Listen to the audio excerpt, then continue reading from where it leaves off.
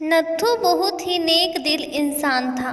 वह रोज auto rickshaw लेकर जाता और लोगों को उनके घर पहुंचा जाता। उसका व्यवहार एक छोटे बच्चे से लेकर बड़े बुजुर्गों सभी व्यक्तियों से बहुत ही अच्छा था। अपने मधुर व्यवहार के कारण लोग उसे पहचानने लग गए थे।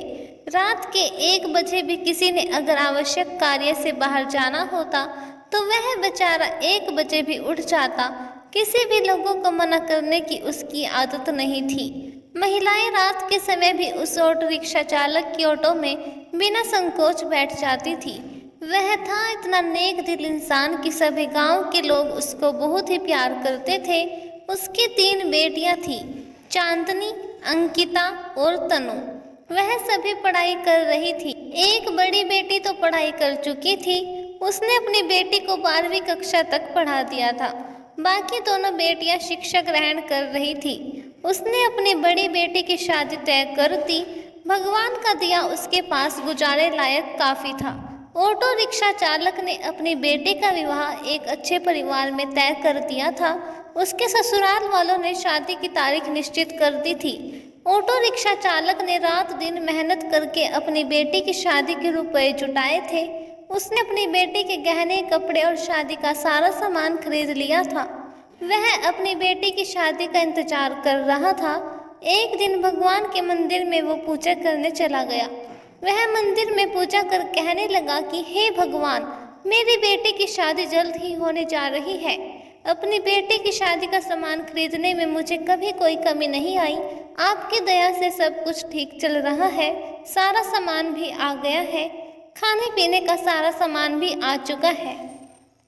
शादी के 2-3 दिन रह गए थे। अपनी बेटी के पास जाकर बोला, मेरे पास देने के लिए ज़्यादा तो कुछ नहीं। मैंने तुम्हारे लिए थोड़े से गहने भी बनवा दिए हैं। तुम्हारी दोनों बहनों के हाथ भी पीले करने हैं। तुम्हारा हाथ एक अच्छे परिवार में दे रहा हूँ। लड़का अच्छी नौकरी करता है। तुम्हें वहाँ पर कभी कोई कमी नहीं रहेगी। बेटी लड़की तो पराया धन होती है। उसे तो एक ना एक दिन ससुराल जाना पड़ता है। बेटा निराश न हो। आज मैं तुम्हें एक शिक्षा दे रहा हूँ। अपने ससुराल में बड़ों का सम्मान करना, अपने सास ससुर की खूब सेवा करना। मैं तुझे ये सीख दे रहा हूँ। बड़ों की आज्ञा का पालन करना, अपने सास ससुर को ही अपने माता पिता समझना। तुम्हें मैंने 12वीं तक की शिक्षा दी है और सिलाई भी सिखा दी है। तुम्हारे ससुराल वाले अगर तुम्हें नौकरी करने देंगे तो करना, वरना नहीं। हमारी मान मर्यादा का ख्याल रखना बेटा। लड़की ससुराल में अपने सद्गुणों से सभी को अपना बना लेती है।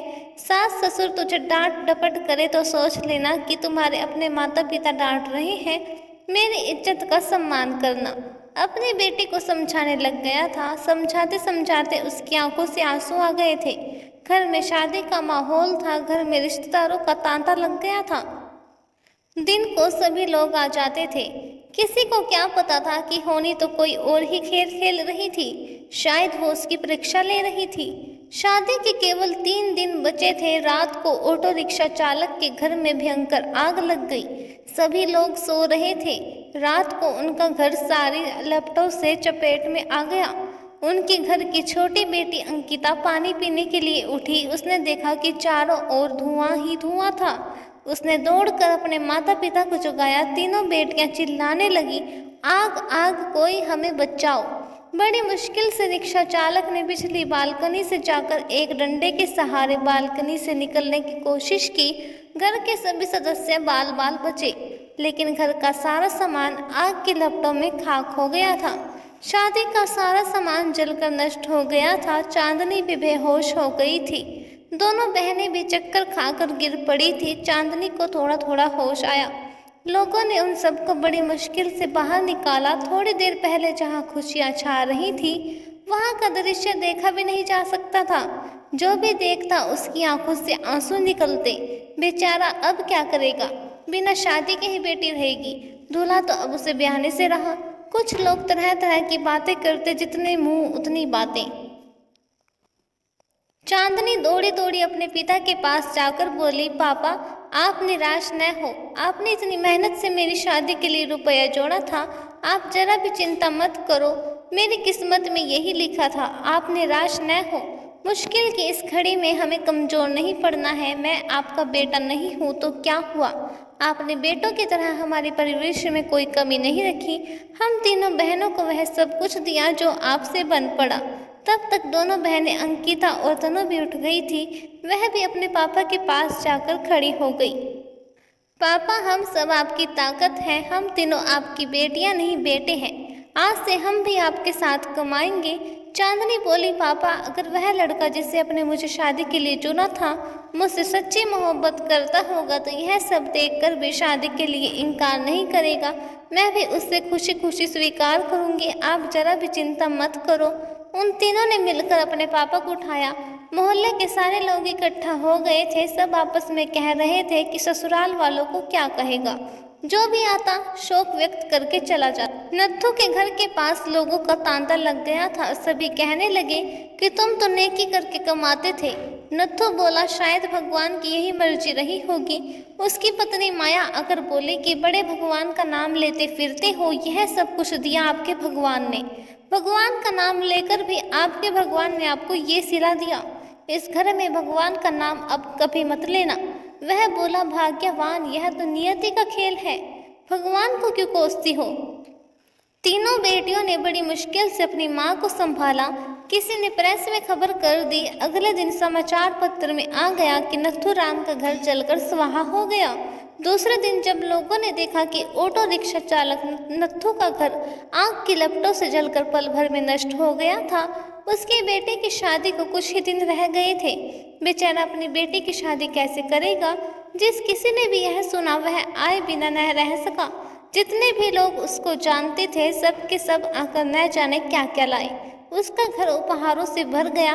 कोई जेवर लाया, कोई कपड़े, कोई राशन, कोई रुपए। जिन सभी नेताओं ने सुना सभी ने नथुराम की सहायता की। वह था ही इतना नेक इंसान कि बेटे की शादी को भला कोई क्यों नहीं आता। शाम तक उसके घर में न जाने कितने रुपए इकट्ठे हो चुके थे।